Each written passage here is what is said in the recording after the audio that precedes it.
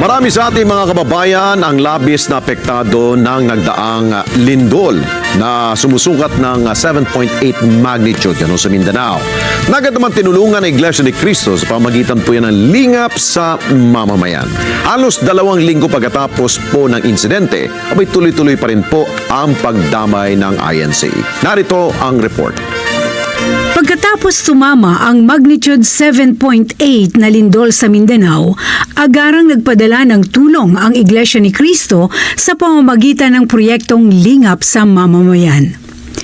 Libo-libo sa mga residente mula sa mga sentro ng lungsod hanggang sa mga liblib na dako ang nakatanggap ng tulong. Dahil sa marami pa rin sa mga kababayan natin ang labis na naapektuhan, nawalan ng tahanan at naapektuhan ang kabuhayan, ipinasya ng kapatid na Eduardo V. Manalo, ang Executive Minister ng Iglesia ni Cristo, na isagawa ang tuloy-tuloy na pagtulong.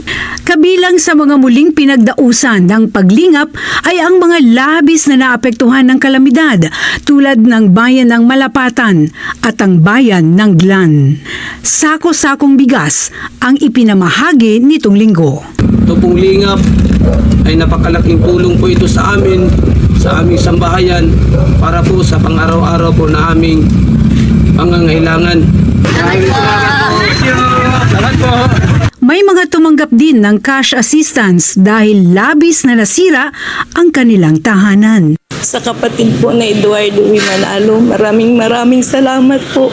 Galak na galak po ang aming puso dahil hindi po pinababayaan ang bawat isa sa amin. Daghang kayong salamat din kayo nga pag hindi makasakit. Yung nahula ang yapon mo. Salamat kayo.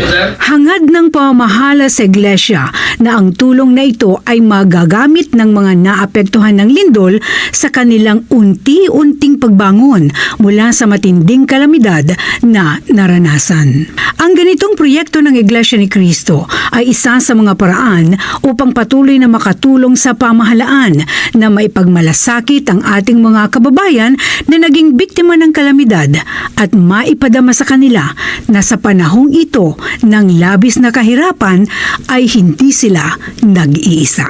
Laila Tumanan, para sa Mata ng Agila, matatag, matapang, matapat.